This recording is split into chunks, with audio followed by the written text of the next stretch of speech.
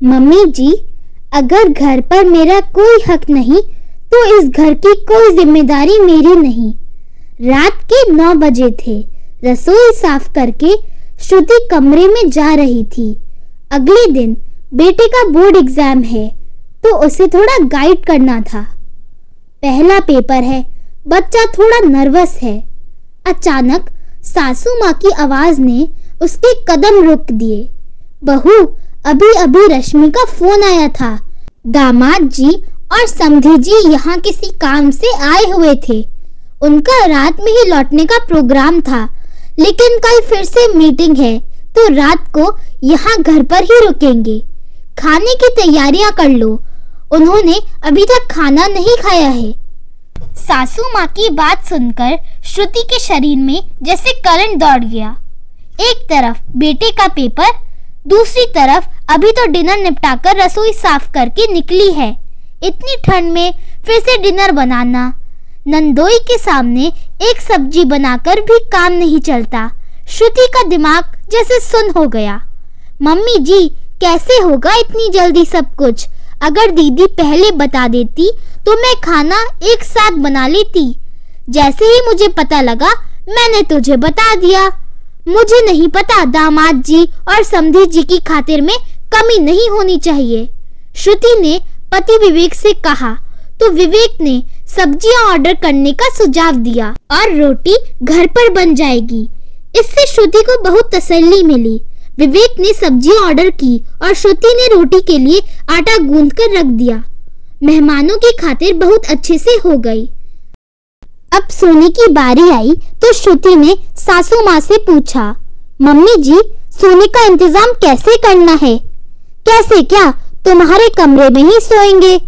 सासू माँ ने जवाब दिया, मम्मी जी, आपको पता है शुभम का बोर्ड एग्जाम है।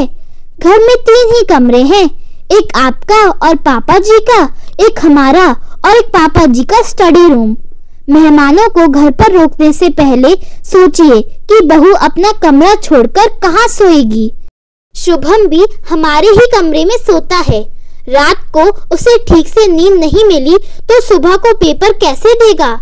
या तो स्टडी रूम में उनका सोने का इंतजाम कर देते हैं या आप मेरे साथ हमारे कमरे में सो जाइए। विवेक और पापा जी स्टडी रूम में या ड्राइंग रूम में सो जाएंगे। बहू, कैसी बात कर रही हो? मेहमानों को स्टडी रूम में थोड़ी ना सुलाया जाएगा। और मैं और तुम्हारे पापा जी कैसे दूसरे कमरे में सोएंगे? मम्मी, श्रुति ठीक कह रही है, आप हमारे कमरे में सो जाइए, विवेक बोला। हार कर सासू माँ को श्रुति के कमरे में सोना पड़ा। सुबह को मेहमानों को नाश्ता कराकर विदा किया और शुभम को भी स्कूल भेजा। शाम के समय जब सब चाय पी रहे थे तो श्रुति बोली, मम्मी जी, स्टडी रूम को अब कमरे में बदल देना चाहिए। शुभम भी अब बड़ा हो रहा है और कोई मेहमान आ जाए तो सोने में भी परेशानी होती है। बहू, कैसी बात कर रही हो? कल से देख रही हूँ कि एक दिन अगर 2 लोग आ गए तो तुम्हें भारी पड़ रहा है। मैं तुम्हारे कमरे में सो तो गई थी, मैंने भी तो इसी घर में एडजस्ट किया है। तब भी तो स्टडी रूम था, फिर अब क्यों नहीं?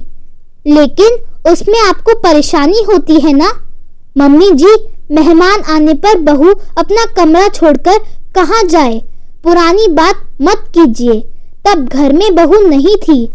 आपने तो कभी किसी के लिए अपना कमरा नहीं छोड़ा। उस समय हमारा कमरा गेस्ट रूम था, लेकिन अब परिवार बड़ा है तो जरूरत भी बढ़ेगी। बहू, अब बात को बतंगड़ मत बनाओ। इस घर की जिम्मेदारी तुम्हारी है तो तुम्हें देखना है कि घर को कैसे मैनेज करना है। मम्मी जी, घर की जिम्मेदारी दे रही है तो अधिकार भी तो दीजिए। घर आपका और जिम्मेदारी मेरी कैसे हो सकती है? आज आप सोचकर बता दीजिए कि घर किसका है। अगर घर पर मेरा कोई हक नहीं है तो इस घर की कोई जिम्मेदारी मेरी नहीं। कहकर श्रुति ने हाथ जोड़ दिए। अब विवेक ने भी श्रुति की बात को ही ऊपर रखा। आखिर सासू माँ को बहू की बात माननी पड़ी और स्टडी रूम को कमरे में बदल दिया गया। श्रुति खुश थी कि अब किसी मेहमान के आने पर उसे अपना कमरा नहीं छोड़ना पड़ेगा। दोस्तों, अधिकतर घरों में यही देखा गया है कि सासू माँ घर गृहस्थी पर तो अपना हक जमाती है, लेकिन जिम्मेदारी बहू पर डाल देती है। क्या ये सही बात है? अगर आप घर गृहस्थी पर अपना हक जमाते हैं तो जिम्मेदारी भी तो खुद उठानी चाहिए। इस बारे में आपकी क्या राय है, कमेंट में जरूर लिखिए। अगर वीडियो पसंद आई हो तो इस वीडियो को लाइक करें, चैनल को सब्सक्राइब करें। धन्यवाद।